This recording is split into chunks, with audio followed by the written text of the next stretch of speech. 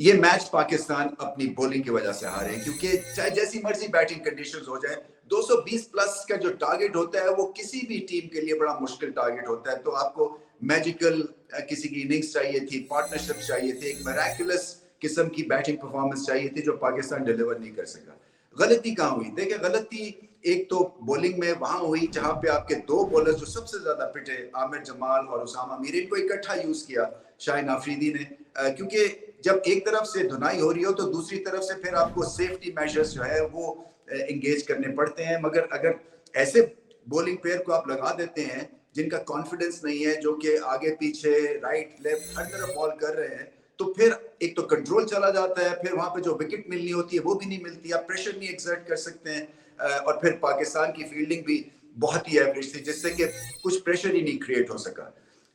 अब्बास का बहुत ही अच्छी डेब्यू थी और एक नेचुरल T20 बॉलर लगते हैं और स्टैंड आउट परफॉर्मर थे वो, क्योंकि एक तो टेम्परामेंट स्ट्रॉन्ग था, मिडल ऑफ द इनिंग्स में आके बॉलिंग करना आसान बात नहीं होती है जबकि बल्लेबाज सेट होते हैं। सो हमने देखा slower ball, back of the hand ball भी कर लेते हैं, यॉर्कर भी कर लेते हैं, रिपीटेबल एक्शन है, लेंथ बॉल बहुत अच्छी करते हैं, और एक बहुत ही अच्छी उनकी डेब्यू थी और आगे चल के इनमें और निखार आएगा। जो कि T20 के बॉलर नहीं दिखते हैं वो क्लियरली आमिर जमाल है, क्योंकि अभी उनको बहुत काम करना है, क्योंकि ना इनका स्लोअर बॉल कुछ काम करता है, ना इनकी लेंथ बॉल है। जोश और जज्बा तो बहुत है, मगर एक जगह पे बॉल करने या सिचुएशन को रीड करने के हिसाब से ये पीछे रह गए हैं। और मुझे ऐसा लगता है कि इन पे प्रेशर क्रिएट होगा, क्योंकि बैटिंग कंडीशंस होती हैं T20 में, और अगर आपके पास प्लान नहीं है, और बहुत सारे पाकिस्तानी बॉलर्स के पास आज ऐसे देखा कि प्लान नहीं थे, क्योंकि 220 से ज्यादा रन जब आपको पड़ती है, इसका मतलब है कि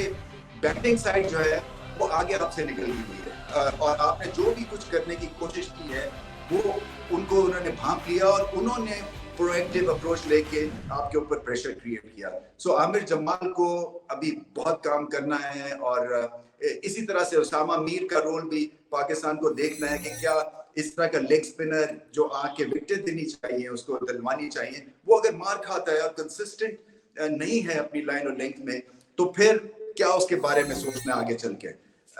बैटिंग में देखें, ये जो बैटिंग लाइनअप थी इसमें खासा शेकअप था पोजीशंस के हिसाब से, और जिन्होंने क्रिकेट खेली हुई है और इंटरनेशनल क्रिकेट खेली हुई है,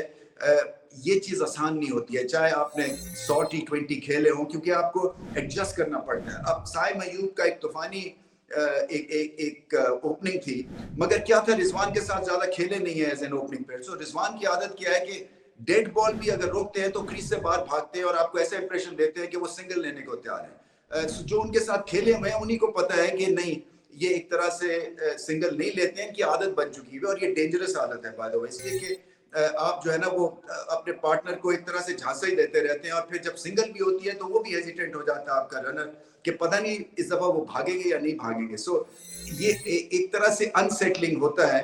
और इसके ऊपर रिजवान को ज्यादा काम करना है। साइम अयूब की बहुत ही अच्छी बैटिंग थी, और अगर वो आगे इस इनिंग्स को ले जाते तो फिर पाकिस्तान न्यूजीलैंड पे प्रेशर क्रिएट कर सकता था, मगर इस तरह की जो रन रेट के बल्लेबाज होते हैं वो आपको ऐसी इनिंग्स दे सकते हैं। और स्टार्ट तो बहुत ही धुएंधार था, फिर बाबर आजम को एडजस्ट करना था, नंबर 3 पे वो खेल रहे थे मुद्दतों के बाद, बहुत अच्छी बैटिंग की उन्होंने। उनका फॉर्म में आना क्या है कि वो ग्लू हैं टॉप ऑर्डर और मिडिल ऑर्डर के बीच में, और बहुत ही अच्छे स्ट्राइक रेट से, 180 के स्ट्राइक रेट से उन्होंने 50 किया। सो एक वेलकम बैक हुआ है उनका फॉर्म में।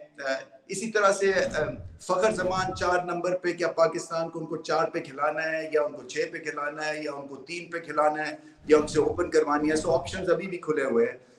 2 कीपर्स के साथ पाकिस्तान इस मैच में उतरा है। मैं समझता हूँ आगे चल के कहीं ना कहीं आपको एक कीपर के साथ जाना पड़ेगा और एक मिडिल में स्पेशलिस्ट ऑलराउंडर या स्पेशलिस्ट बल्लेबाज की एक जगह आपको बनानी पड़ेगी। सो ओवरऑल मामला नरम गरम इसलिए था क्योंकि ये पाकिस्तान का फील्ड है। T20 क्रिकेट पाकिस्तान को खेलनी आती है, और एक ऐसी टीम के खिलाफ खेल रहे थे जो कि इनएक्सपीरियंस थी, और उस हिसाब से न्यूजीलैंड की ये बहुत बड़ी परफॉर्मेंस है, क्योंकि उनके बॉलर्स को पता है इन कंडीशंस के में कैसी बॉलिंग करनी है। फील्डिंग मार्जिनली बेहतर थी पाकिस्तान से, कोई खास अच्छी न्यूजीलैंड ने फील्ड नहीं की है, बट ओवरऑल बहुत रन खा लिए पाकिस्तान ने, और आगे चल के बॉलिंग को बेहतर शेप देनी है, क्योंकि अगर बॉलिंग इस तरह से आपके एक्सपीरियंस हैंड्स वालों को भी मार पड़ जाती है तो फिर बैटिंग पे हर दफा प्रेशर पड़ेगा। और पाकिस्तान का जो फोर्टे है वो बैटिंग नहीं है, वो T20 में बॉलिंग है।